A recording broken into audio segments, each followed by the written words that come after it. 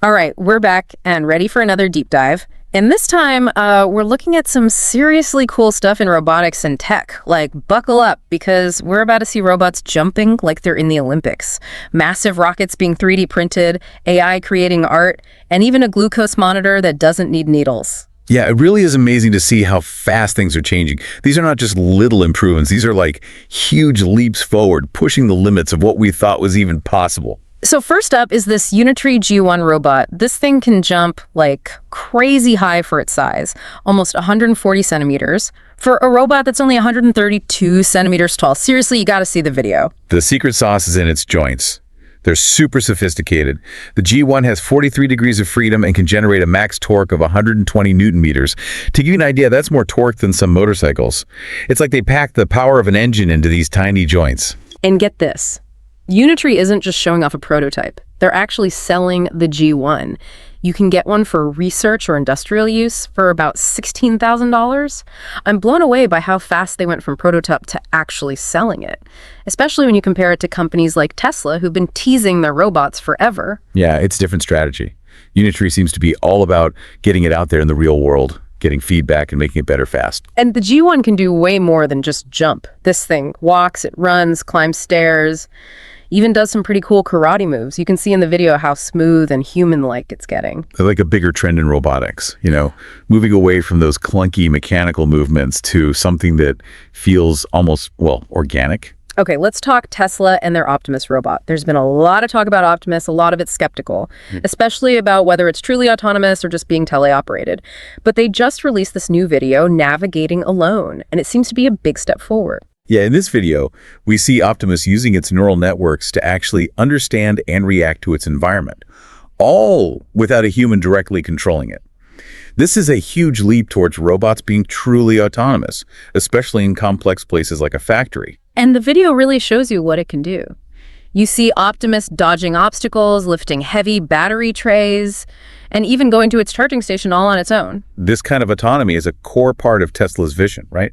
They see a future where robots like Optimus are working together, optimizing tasks, maybe even doing jobs that humans do now. And speaking of working with humans, the video ends with Optimus serving food and drinks. Kind of a funny touch, but it makes you think, what if Optimus was your personal assistant bringing you snacks? It's interesting, right? But it does make you wonder about the future of work. As robots get better at doing more and more complex things, what happens to human workers? All right, now we're blasting off into space with Rocket Lab. They're working on this ambitious project called the Neutron rocket. It's going to be the biggest composite rocket ever built. The really cool thing is how they're building it. Rocket Lab is using a massive 3D printer for fiber placement.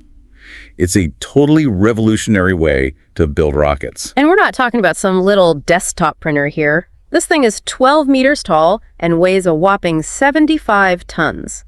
Instead of plastic or metal, it uses carbon fiber, laying it down with incredible precision. And with this automation, they can build whole sections of the rocket in a single day, something that used to take weeks of manual labor. Imagine how much faster and cheaper space exploration could become. It's a game changer, saving so much time and money. And there's some inherent advantages to using carbon composites too. They're incredibly strong, but super lightweight, so they could be used over and over again, which you can't really do with traditional materials like steel or aluminum. Rocket Lab is aiming to launch Neutron in 2025. We'll have to wait and see if they can pull it off, but the sheer scale of this project is mind-blowing. Okay, now for something totally different, the Honey Badger robot. This thing walks, runs, and get this, it can even swim. The newest version, built by AM Robotics in Poland, it can seamlessly go from land to water, which is pretty incredible. You have underwater robots, sure. But what's special about the Honey Badger is its adaptability. Being able to handle both land and water makes it perfect for rescue missions, inspections, anything that needs versatility in tough environments. Imagine it. A robot navigating a flooded building, inspecting underwater pipelines, even helping with search and rescue at sea. The possibilities are endless. It shows how robots are getting better at pushing the boundaries of what's possible. They're becoming more and more adaptable to thrive in extreme environments. Speaking of adaptability, get ready for this. Right. A non-invasive continuous glucose monitor. This is huge because right now CGMs need a sensor under your skin, which can be uncomfortable and a pain to deal with. Singular Wings Medical is developing this CGM that uses ECG signals, the electrical activity of your heart, to predict your glucose levels. Seriously? How does your heartbeat tell you about your blood sugar? It turns out that both high and low blood sugar cause subtle changes in your heart's electrical signals. And Singular Wings has created algorithms that can analyze these changes to estimate your glucose levels. It's still in development, but they're already getting pretty good results, around 80% accuracy. Think about it, no more needles, no more discomfort. It could be life-changing for millions of people with diabetes. It's important to remember it's still being worked on, but yeah, the potential impact is huge. Absolutely. It could lead to better diabetes management, potentially reducing complications, and improving quality of life for so many people. All right, let's switch gears to the art world, but not the kind you might expect. We're talking about Ida, the world's first ultra-realistic humanoid robot artist. Ida's already got quite the reputation. She's had her own solo exhibition, been featured at the Venice Biennale, even presented at the UN. But her latest piece is really special. It's a portrait of Alan Turing, the brilliant mathematician and computer scientist who's basically the father of computer science and AI. Wow, and it's not just any portrait. This thing is huge, 2 meters tall, and it's called AI God. It's estimated to be worth somewhere between €100,000 and €150,000, and it's going to be auctioned online from October 31st to November 7th.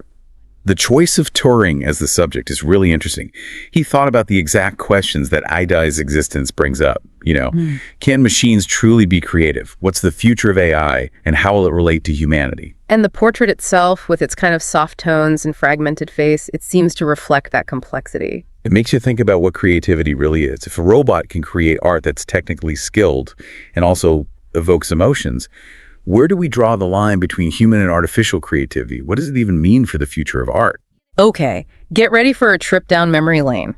Or maybe a sneak peek into the future of travel. Remember the Concorde, that supersonic jet that could cross the Atlantic in under 4 hours?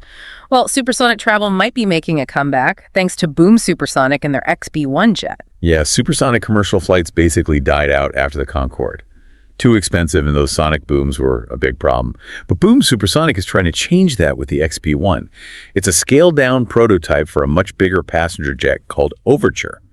Imagine traveling across the globe at supersonic speeds again. The XB1 just finished its 5th test flight, hitting a speed of Mach 0.69, which is like 791 kilometers per hour, and it reached an altitude of 5,000 meters. It's the fastest and highest the XB1 has ever flown. But what's really cool is that it happened at the Mojave Air and Spaceport. That's the same place where they first broke the sound barrier back in 1947 with the Bell X-1. Talk about history.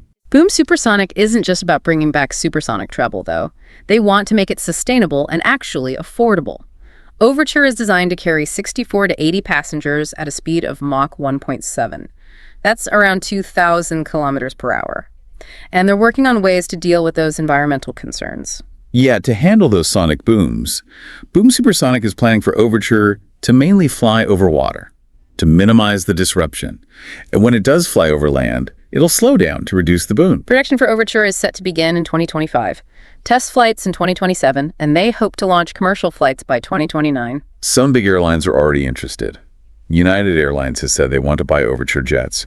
So there's definitely a growing market for this kind of supersonic travel. It seems like the future of air travel might be closer than we think. So from robots that can jump like crazy to 3D printed rockets and supersonic jets, it's clear that technology is moving at warp speed. And as we keep digging into these advancements, it's important to think about what it all means for us in the future. It is. It's truly awe-inspiring to think about the implications of these advancements. We're seeing huge potential for progress in healthcare, space exploration, even artistic expression. It really makes you wonder, what does this mean for us and for the future? It's mind-boggling, right? But as exciting as all this is, it's important to remember that progress doesn't always come without its challenges. It's true. Not all progress is easy, right? Yeah. Like with Optimus. The idea of robots doing dangerous or boring jobs sounds great. But what about the people whose jobs those are? What happens to them? How do we make sure that everyone benefits from these advances? And that we don't end up with even bigger gaps between the haves and have-nots? That's a really important point. How do we make this transition work for everyone? How do we make sure humans and robots can both thrive in the future? It's complicated for sure. We need to be really thoughtful about it. Things like retraining programs, new ways of thinking about the economy, maybe even rethinking what work even means in the future. Okay, so let's talk about robots making decisions on their own. I have to admit, that's both fascinating and a little bit scary. Are we ready for a world where machines are making choices that could affect our lives? Yeah, that's a question everyone's thinking about. We have to be incredibly careful about the goals we program into these systems and make sure they line up with human values. We can't just assume that a smart machine will automatically make good decisions. So it's not just about teaching robots to think, it's about teaching them to think ethically. That sounds really hard. It is. And that's why the field of AI ethics is becoming so important. You have people from all sorts of backgrounds, computer science, philosophy, psychology, all working together to figure out how to create AI that aligns with human values. That's good to hear. So it's not just tech people making these decisions in isolation. Definitely not. It's got to be a collaborative effort with diverse perspectives to make sure we're developing AI responsibly. Another thing that worries me is, what if these technologies end up in the wrong hands? I mean, something like the honey badger robot that could be used as a weapon or for spying. That's a scary thought. You're right. We need rules and safeguards in place. As these technologies become more powerful and easier to get, we absolutely need strong international agreements and ethical frameworks to prevent them from being misused. But like you said earlier, regulations often lag behind the technology. It feels like we're always trying to catch up. True, but we can't just sit around and wait. We have to be proactive, thinking ahead about the risks, and setting guidelines for how these technologies should be developed and used ethically. Okay, let's talk about jobs. Automation has already eliminated a lot of jobs. And as robots get even more advanced, it seems likely that trend's going to continue. What does that mean for the average person who's worried about losing their job to a robot? There's a lot of debate about how much robots will actually replace human workers. Some jobs will definitely be automated, but some experts think we'll see new jobs emerge, maybe even in fields that don't exist yet. The key is to be ready to adapt and learn new things. But what about the people who do lose their jobs to automation? How do we make sure they're not left behind in this whole tech revolution? Education and retraining are essential. We need to invest in programs that help people adapt to the changing job market and learn new skills. It's not just about coding. It's about adaptability, problem solving, critical thinking, skills that will be valuable no matter what field you're in. So it's about empowering people with the skills to navigate a world that's changing all the time, no matter what their job is. Exactly. It's about preparing people for a future where being adaptable and a lifelong learner are the most important things. This conversation has been really thought-provoking. We've gone from being amazed by these incredible advancements to thinking about the serious challenges and questions they bring up. And that's the whole point of these deep dives, right? It's not about being scared of progress or getting overwhelmed by how fast things are changing. It's about engaging with these developments in a thoughtful way, considering the implications, and working together to shape a future where technology actually helps humanity. Yeah, you're right. Now, I know we've been talking about some pretty heavy stuff, but let's lighten things up a bit. We talked about AI getting more creative, even blurring the lines between human and artificial art. Do you think a machine could ever really capture the nuances of human creativity? People have been debating that for centuries, philosophers and artists alike. If a robot creates a painting that moves you, or music that makes you feel something deep, does it really matter if it was made by a human or a machine? Where's the line? It's a great question. I guess it depends on what you consider art to be. If it's just about technical skill, maybe machines are already as good as humans. But if art is about expressing something uniquely human, something from our experiences and emotions, then maybe there's something special about human creativity that can't be replicated. Maybe.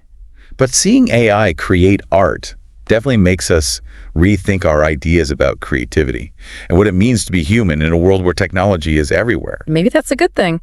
Maybe these advances can help us see the world and ourselves in new ways we never expected. I think you're onto something.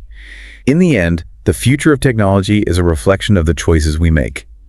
It's up to us to decide how we want to use these tools and to make sure they're used to build a better future for everyone, a future that's more just and equitable, a future that inspires us. Well said. We've covered a lot in this deep dive, from the mind-blowing to the thought-provoking. Okay, so we've seen all these incredible advancements, we've talked about the big questions they raise, but now what do we actually do? Where do we go from here? Well, I think the first thing, the most important thing is awareness, like we've been doing in this deep dive, right? Really engaging with this information, thinking critically, not just taking the hype at face value. So no more just skimming headlines about tech without really thinking about what it means for us. Exactly. We got to go deeper than just passively reading stuff. We need to actually understand it. Ask those tough questions like, who's really benefiting from this? Yeah. What could go wrong? Are there other ways to approach this that we should be considering? Okay, so let's say we've done our research, we're informed, we're engaged. What then? Do we all need to become coding experts or AI specialists to have a say in shaping this future? Not at all. There are lots of ways to get involved. You could start by supporting organizations that are focused on responsible AI development. There are groups out there working on things like making algorithms fair, protecting data privacy, even looking at the impact of AI on art and creativity. So finding groups that align with what we care about and supporting their work, that seems doable. Exactly. And honestly, just talking about these issues can make a difference. Have conversations with friends and family. Engage online. Let your elected officials know this stuff matters to you. Right, because all this tech is going to affect everyone, so we should all have a voice in how it's developed. Absolutely. Another crucial piece is education. We need to prepare future generations to handle this fast-changing technological landscape.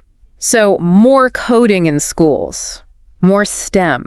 Those are important, but it's got to be about more than just technical skills. We need to teach kids how to think critically, make ethical decisions, be creative. Because even though robots are great at things like math and code, it's those human skills that will be even more important in a world where AI is everywhere. You got it. We got to focus on what makes us human, what sets us apart. This deep dive has really been eye-opening. I feel like I went from, whoa, cool robots, to, okay, the future is here and we have a part to play. That's awesome. That's what we want. It's not about being afraid or trying to stop progress. It's about embracing the potential of these technologies, but also being aware of the challenges. It's about knowing that we have the power to shape this future, to steer this tech revolution in a direction that benefits all of us. I love that. It's not about just watching the future happen. It's about making it happen. Exactly. And remember, all these incredible things we're seeing now are just the beginning. The next few years are going to be even more amazing, so let's be ready. So if this deep dive has made you curious, made you think a little differently about the world we're building, don't let that feeling go. Keep exploring. Keep asking those questions. Keep talking about the kind of future we want. The future isn't something that just happens to us. It's something we create together through our choices and actions. Well, that's it for another deep dive. Thanks for joining us. Until next time, keep learning, keep questioning, and keep pushing those boundaries.